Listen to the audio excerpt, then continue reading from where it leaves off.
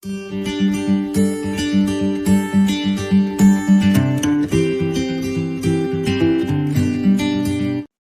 everybody and a warm welcome to another video session of MTM College. Myself I am Muhammad Fasil from Department of Commerce. In the last class we have discussed Farmers Service Society and Service Cooperative Society, and today we are going to discuss the difference between these two societies and also the problems of or limitations of Farmer Service Cooperative Society. Okay, then let's start. അപ്പോൾ നമ്മൾ last ക്ലാസ്സിലായിട്ട് farmer service സൊസൈറ്റിയെ കുറിച്ചിട്ടും അതുപോലെ തന്നെ service cooperative സൊസൈറ്റിയെ കുറിച്ചിട്ടും detailed ആയിട്ട് discuss ചെയ്തിട്ടുണ്ട്.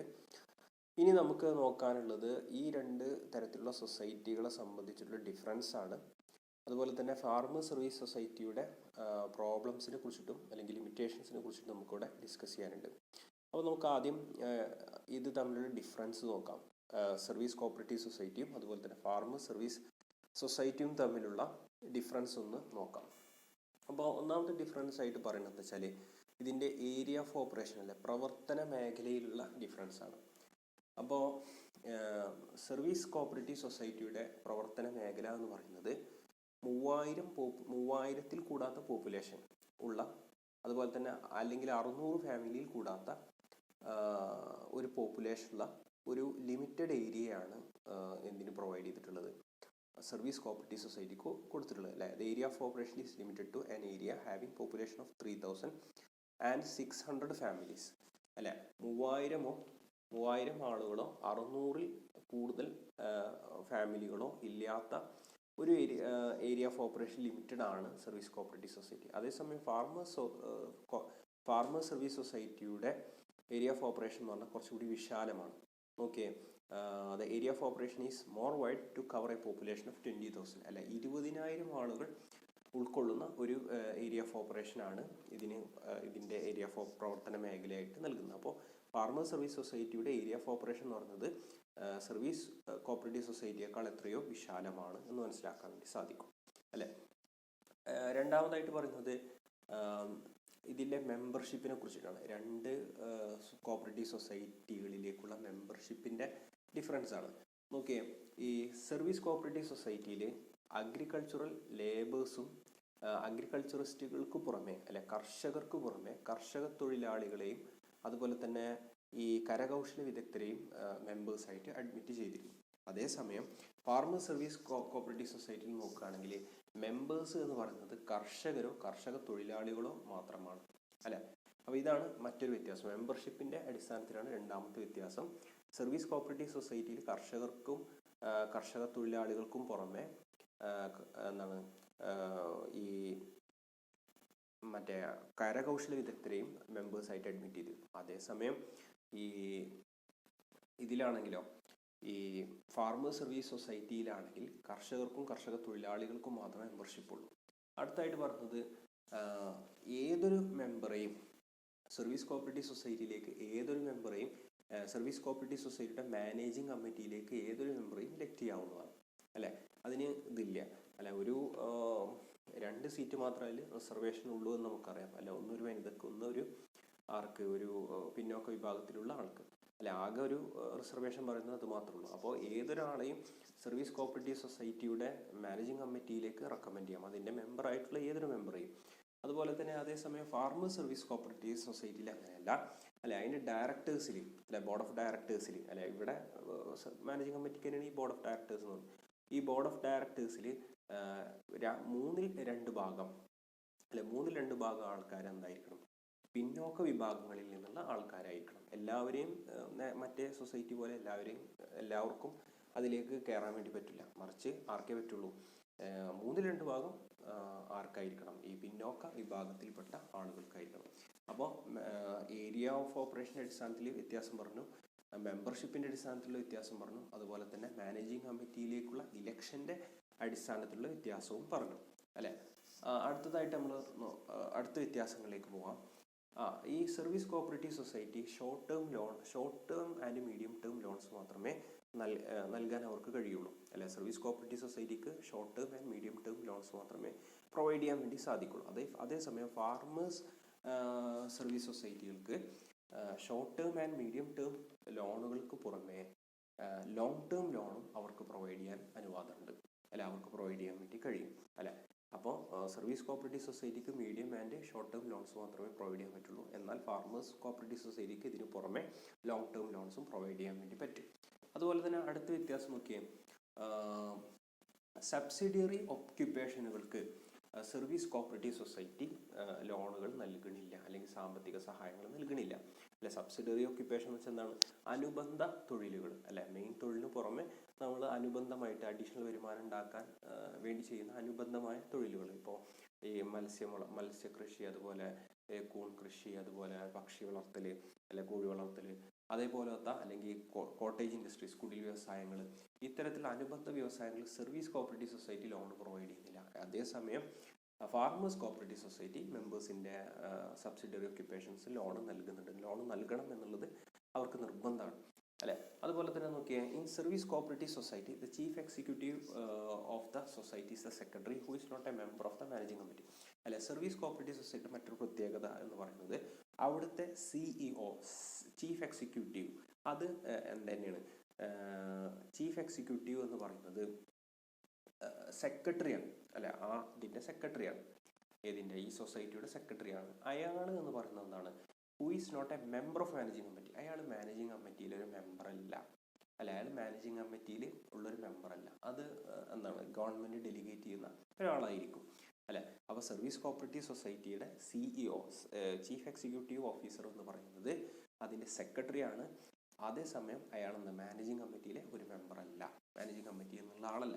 അതുപോലെ തന്നെ നോക്കിയാൽ, എന്നാൽ ഫാർമേഴ്സ് കോപ്പറേറ്റീവ് സൊസൈറ്റിയിലോ the chief executive of the farmers society is the managing director who is a member of the managing committee, അല്ലെ. ചീഫ് എക്സിക്യൂട്ടീവ് എന്ന് പറയുന്നത് MD ആണ്, മാനേജിംഗ് ഡയറക്ടറാണ് ഫാർമേഴ്സ് കോപ്പറേറ്റീവ് സൊസൈറ്റി. അയാൾ എന്തിലും മെമ്പർ ആയിരിക്കും? മാനേജിംഗ് കമ്മിറ്റിയിലെ മെമ്പർ ആയിരിക്കും, അല്ലെ. അപ്പോൾ ഇതൊക്കെയാണ് ഇവ തമ്മിലുള്ള വ്യത്യാസങ്ങളായിട്ട് നമുക്ക് മനസ്സിലാക്കാൻ വേണ്ടി സാധിക്കുന്നത്.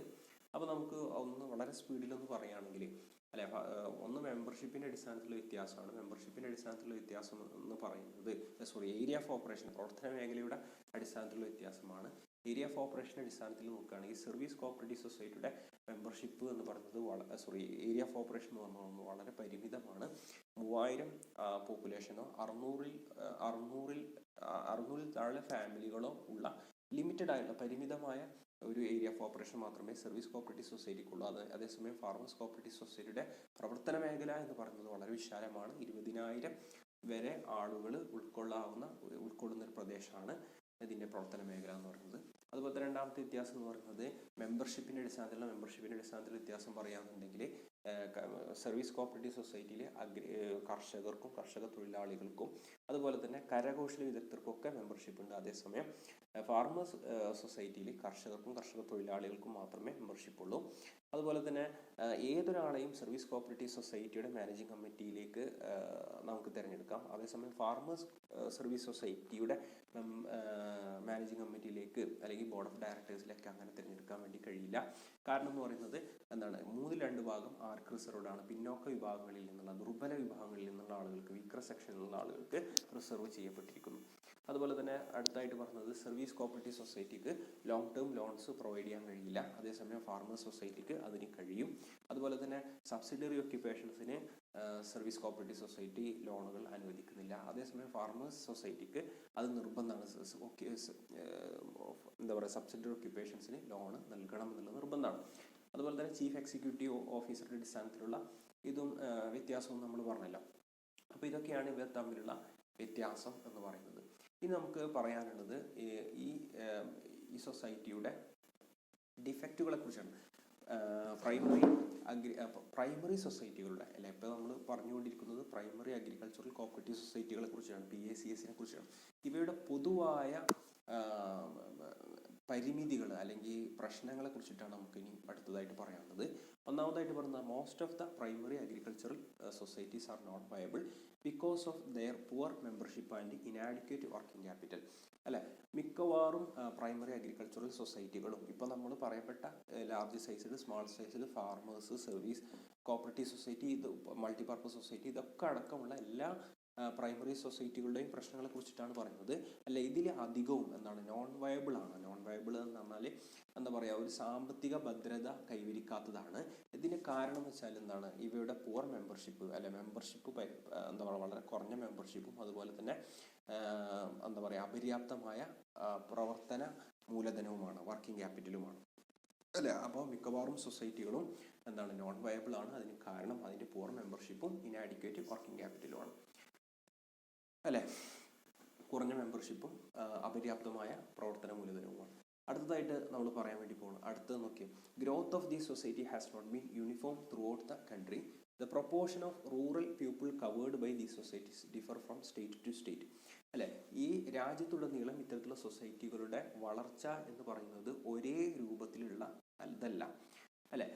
അതുപോലെ തന്നെ ഈ ഇത്തരത്തിലുള്ള സൊസൈറ്റികൾക്ക് കീഴിൽ ഇത്തരത്തിലുള്ള സൊസൈറ്റികൾ കവർ ചെയ്യുന്ന ആളുകളുടെ എണ്ണവും, അല്ലെ, ആളുകളുടെ എണ്ണവും പല സ്റ്റേറ്റുകളിലും പല രൂപത്തിലാണ്, അല്ലെ. ആളുകളുടെ ആ പ്രൊപ്പോർഷനും പല സ്റ്റേറ്റുകളും പല രൂപത്തിലാണ്. ഇപ്പോൾ നമുക്കറിയാം, ഇപ്പോൾ കേരളത്തിലും അതുപോലെ തന്നെ തമിഴ്നാട്ടിലും മഹാരാഷ്ട്ര പോലുള്ള സംസ്ഥാനങ്ങളിൽ അത്യാവശ്യം നല്ല രൂപത്തിൽ തന്നെ ഇത്തരത്തിലുള്ള സൊസൈറ്റികൾ ഒരുപാട് ഏരിയാസ് കവർ ചെയ്യാൻ വേണ്ടി സാധിച്ചിട്ടുണ്ട്. അതേസമയം ബാക്കി പല സംസ്ഥാനങ്ങളിലും ഇത് വളരെ കുറവാണ്. അപ്പോൾ നമ്മൾ പറഞ്ഞു വന്നതെന്ന് വെച്ചാൽ, രണ്ടാമത്തെ പോയിന്റിൽ പറയുന്നത് വെച്ചാൽ, ഇത്തരത്തിലുള്ള സൊസൈറ്റികളുടെ രാജ്യത്തെ വളർച്ച എന്ന് പറയുന്നത് യൂണിഫോം അല്ല, ഒരേപോലത്തല്ല.